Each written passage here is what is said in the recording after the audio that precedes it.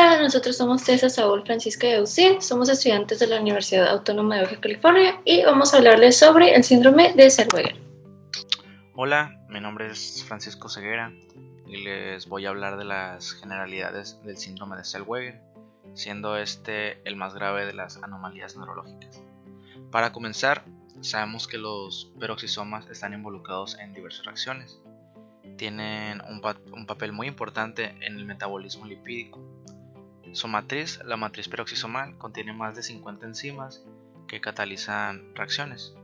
Llevan a cabo reacciones utilizando el oxígeno molecular, generando peróxido de hidrógeno que la catalasa utiliza para reacciones oxidativas. También se produce la beta-oxidación de ácidos grasos, dando como resultado dióxido de carbono y energía en forma de ATP. Se involucran también en la síntesis de colesterol, plasma halógeno, ácidos biliares. Participan en reacciones de detoxificación del riñón y el hígado, y las enzimas responsables de su funcionamiento son codificadas por genes PEX necesarios para la biogénesis, estabilización y ensamblaje del peroxisoma. Y pues es evidente que algún fallo en los peroxisomas crearía un desorden, alteraría estos procesos, por lo que aparecerían anomalías neurológicas. Y una de estas sería el síndrome de Zellweger, que es el que estaremos abordando en esta exposición.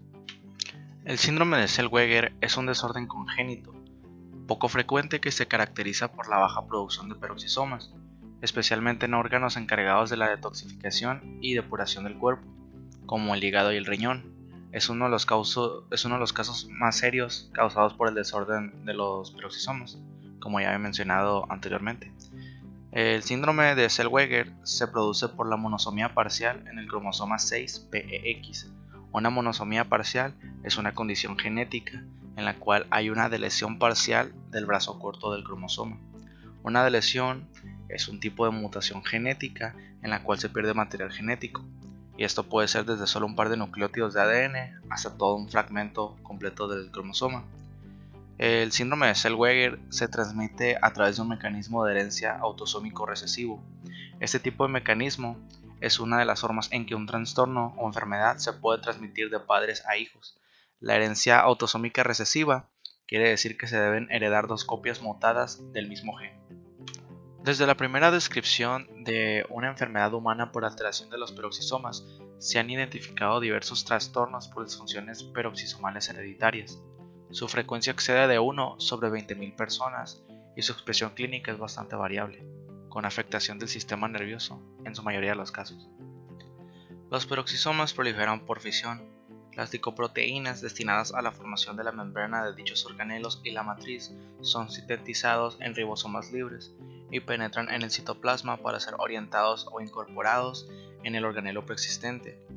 Muchas de las proteínas de la matriz poseen una secuencia de incorporación de 3 aminoácidos, serina, leucina y lisina, situada en la terminal carboxilo de la proteína, y sin dicha secuencia es que este transporte al peroxisoma no existe. Otras proteínas de la membrana utilizan sucesiones o secuencias de orientación o incorporación aún no identificadas. A pesar de la diversidad de anomalías clínicas y bioquímicas que se presentan en estas enfermedades, se ha hecho un intento de clasificarlas en dos grupos. Grupo 1 incluye las enfermedades peroxisomales generalizadas con un trastorno de la biogénesis de los peroxisomas. En ellas no se detectan peroxisomas en el hígado y por ello existe un déficit generalizado en las enzimas peroxisomales, con la consiguiente pérdida de varias de sus funciones. En este grupo se incluye el síndrome de Zellweger, la adrenoleucodistrofia neonatal y la enfermedad de Refsum infantil. El mismo defecto bioquímico puede ser responsable de cualquiera de ellas. Hola, mi nombre es El Guzmán y yo voy a seguir desglosando lo que ya vimos sobre estos dos grupos y ahora sí más a fondo lo que es el espectro de Zellweger a nivel genético. Así que continuemos. De este primer grupo, como dijimos, que representa la pérdida de múltiples funciones peroxisomales, ubicamos, como ya se dijo, a nuestro síndrome de Zellweger, del que vamos a centrarnos. Estas situaciones se heredan por un mecanismo autosómico recesivo que explicaremos más adelante cómo es que eso funciona. Y tienen una incidencia de 1 a 25.000 a 50.000 personas. Los tres fenotipos de este primer grupo que estamos mencionando se relacionan con el mismo genotipo. Sin embargo, este síndrome es el que manifiesta de forma más grave, es el que los síntomas, tanto las deformaciones como el retraso, es el extremo más grave que pueda haber de esta afección, de esta mutación en el gen. Ahora hablemos un poco de los avances que ha habido y que nos están permitiendo ver la relación o identificar, o en este caso, por ejemplo, que vimos las tablas, agrupar de cierta forma en base al genotipo del paciente las afecciones y los síndromes, el síndrome de Sjögren, el resinoma infantil, entre otros. El estudio tan profundizado y al grado de podernos permitir la identificación y el reconocimiento exacto de la localización genómica de estas mutaciones han sido posibles gracias a avances como el proyecto Hartmann, que nos ha permitido saber exactamente mediante una comparación de bases qué es lo que nos está fallando y qué es el cambio que hubo, cuál es el cambio que se dio y que está provocando esta importante afección. Es el proyecto Hartmann, en este caso, vamos a describirlo un poquito. Es un proyecto internacional creado para desarrollar un mapa de haplotipos del genoma humano, en el que se puede catalogar las regiones de similitudes y diferencias genéticas entre individuos para entender mejor su relación entre el genoma y la salud humana. Este programa se inició en octubre del año 2002 y colaboran entidades investigadoras del Reino Unido, Nigeria, China, Japón, Canadá, Estados Unidos. Es solo un ejemplo de un programa bastante importante en el que nos ha permitido pues justamente poder explicar de manera tan sencilla a tan grandes rasgos las afecciones y los cambios genéticos, los cambios a nivel cromosoma, los cambios a nivel base que están provocando estos males, y así poderlos clasificar en diferentes tipos y darnos cuenta que, por ejemplo, lo que mencionábamos, que el mismo genotipo puede generar diferentes grados del mismo síndrome. Por ejemplo, en el caso de Sjögren es el extremo más grave, pero sigue siendo el mismo genotipo para esas tres afecciones que se mencionó en el primer grupo. Volviendo ahora a las afecciones de este tipo, las afecciones de nuestro grupo 1 y ahora específicamente del síndrome de Sjögren, se detectan por una elevación en los ácidos grasos de cadena muy larga, es decir, a partir de 22 carbonos. Y pues hay que recordar que una de las funciones principales del peroxisoma es la beta-oxidación exclusiva de estos ácidos grasos de cadena tan larga. Y pues al no ser capaces de llevar a cabo estas funciones o no concretarlas correctamente, pues se da una elevación en la concentración de estos ácidos grasos, y es así como se detecta este mal. De las 12 diferentes mutaciones causales en los genes PX que podemos observar aquí, todo este complejo, todo este transporte de proteínas peroxisomales se va a explicar más adelante cuando hablemos del funcionamiento correcto de estas proteínas y del organelo, pero cada uno de estos lleva a cabo una función. De las dos diferentes mutaciones, como mencionábamos, en los genes PX, porque estos son genes que codifican proteínas, hay que dejar bien en claro eso. Estos, como dije, codifican proteínas llamadas peroxinas, que son esenciales para el ensamblaje peroxisomal. Son requeridas sí o sí para que se pueda llevar a cabo el trabajo correcto de un peroxisoma. Las proteínas codificadas a partir de estos genes ayudan tanto en la biogénesis de los peroxisomas, constituyendo la membrana que separa el peroxisoma de la célula y mediante la importación de enzimas al peroxisoma, porque como dijimos, provienen de este tipo de proteínas provienen de ribosomas libres en el citosol. La afección más común que se da es en el gen PX1 y es en el que nos vamos a centrar.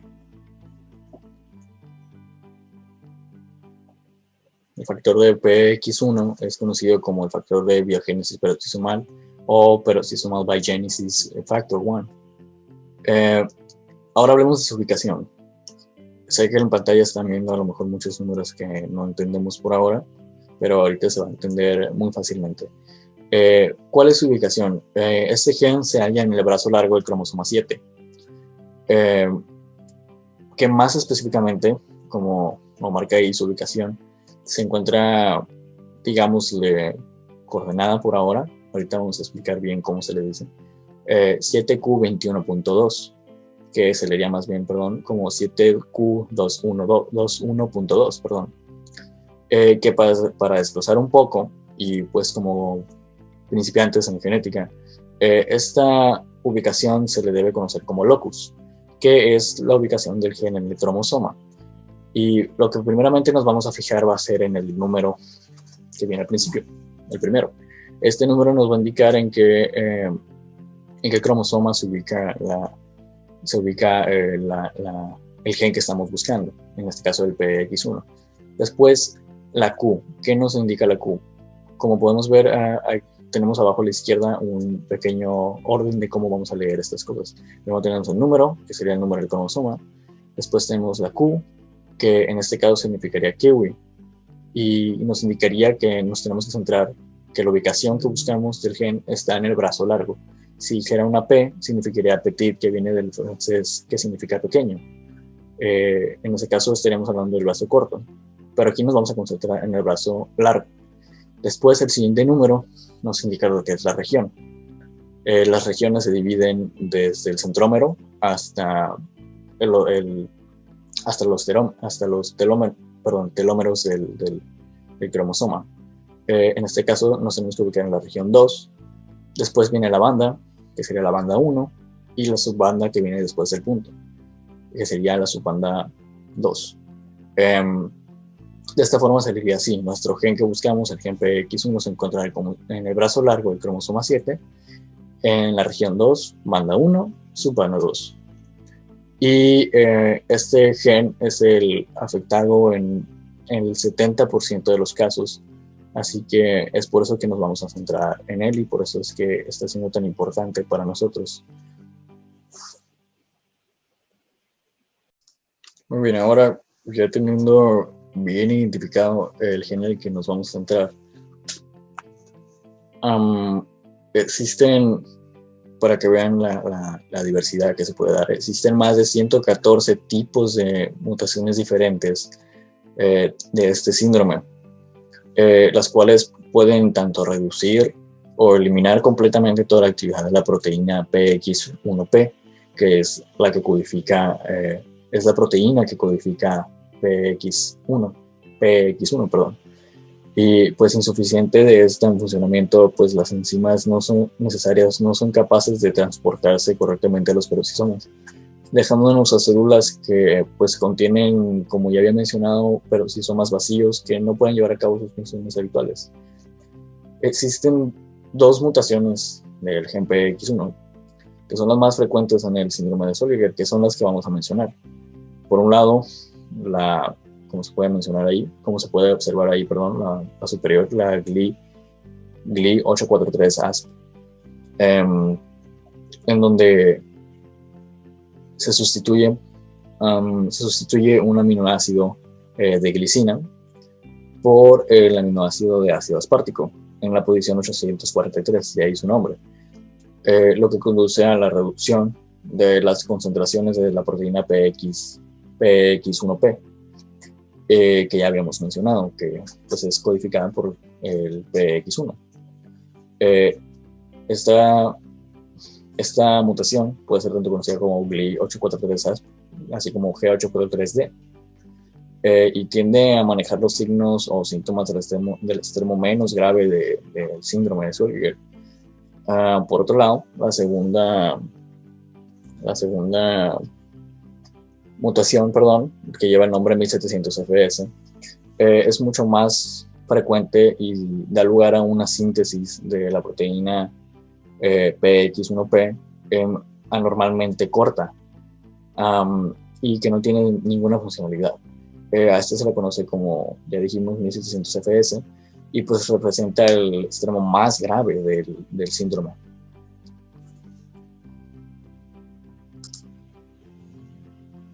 Ahora, ¿cómo se hereda? Llegamos al punto, digamos, importante en la hora de darle el diagnóstico a un padre con su hijo recién nacido y darle cierta explicación genética. ¿Cómo es que se hereda? La manera en que esta mutación se hereda es por un patrón autosómico recesivo. Lo que significa, vamos a explicar un poco, lo que significa que ambas copias del gen en cada célula deben tener estas mutaciones para que se pueda expresar la alteración. Los padres de una persona con una enfermedad autosómica recesiva deben tener cada uno una copia del gen mutado en su ADN, pero no se expresa hasta que se hayan unidas estas copias. Es por eso que aunque no muestren signos, su hijo sí los puede llegar a mostrar. Y aquí en las tablas se puede observar muy fácilmente cómo es que el padre es portador, vamos a usar el marcador un poco, el padre siendo portador de este gen mutado en rojo, y la madre siendo portadora, no presentan ningún síntoma y pueden llegar a tener hijos que no son afectados, hijos portadores que no son afectados tampoco, pero a la hora de que estos dos genes mutados se juntan y se concreta esta unión, da como resultado, en este caso se podría decir un 25%, aunque la cifra hay que ignorarla un poco porque no es totalmente acorde al síndrome de Zolliger, pero es hasta que se concreta esta unión de los dos genes mutados que se va a expresar en el nacido, en el nuevo bebé que van a tener estos dos padres. Hola, yo soy Tessa y voy a continuar explicando un poco más sobre este gen. Como se ha mencionado anteriormente, se han identificado mutaciones en al menos 13 genes, que dan lugar al espectro de alteraciones de Zellweger. Y de estos, el gen PX1 es el más común en fallar. Estos genes codifican un grupo de proteínas conocidas como peroxinas. Estas son sumamente esenciales para la formación y funcionamiento de los peroxisomas. El gen PX1 provee las instrucciones para la creación de la proteína Peroxisomal Biogenesis Factor 1, o sea, el PX1P. La función de PX1P. Las peroxinas son proteínas muy importantes en la formación y la función en general de los peroxisomas. Contienen las enzimas necesarias para descomponer muchas sustancias diferentes, incluyendo ácidos grasos y algunos compuestos tóxicos. Asimismo, son una parte importante de la producción de lípidos que son utilizados en la digestión y en el sistema nervioso. Esas proteínas codificadas a partir de estos genes ayudan a la biogénesis de los peroxisomas, constituyendo la membrana que separa el peroxisoma del resto de la célula y mediante la importación de enzimas al peroxisoma. Hasta la fecha, se sabe que se requieren 34 peroxinas para la formación de la biogénesis peroxisomal, como la formación de la membrana peroxisomal, la proliferación de peroxisomas y la compartimentación de proteínas de la matriz peroxisomal. La biogénesis y la función de los peroxisomas dependen de una gran medida de la importancia de su contenido de matriz. Como estos orgánulos no contienen ADN ni un sistema de traducción propio, todas las proteínas deben importarse después de su síntesis en los ribosomas libres de citosol. Los peroxisomas están presentes de forma ubicua en las células eucariotas, por lo que su morfología y contenido de enzimas difieren. dependiendo de la especie, el tejido y las condiciones ambientales. Se sabe que más de 100 proteínas de matriz diferentes atraviesan la membrana peroxisomal, única para llegar a su destino, donde cumplen una multitud de funciones anabólicas y catálicas. Típicos y epónimos de peroxisomas son oxidasas productoras de peróxido de hidrógeno acopladas a la desintoxicación de H2O2 por catalasas. En la levadura y la mayoría de los demás organismos, la beta-oxidación de los ácidos grasos tiene lugar exclusivamente en los peroxisomas. En los seres humanos, los ácidos grasos pueden ser degradados por tanto los peroxisomas como por las mitocondrias, y la B-oxidación peroxisómica se especializa en ácidos grasos como los ácidos grasos de cadena muy larga o ramificada. Otras funciones metabólicas cruciales de los peroxisomas humanos son su contribución a la síntesis de plasmológenos, ácidos biliares y colesterol. Las mutaciones que dan como resultado defectos en la formación de peroxisomas son la causa molecular del devastador grupo de enfermedades humanas, los trastornos de la biogénesis de los peroxisomas.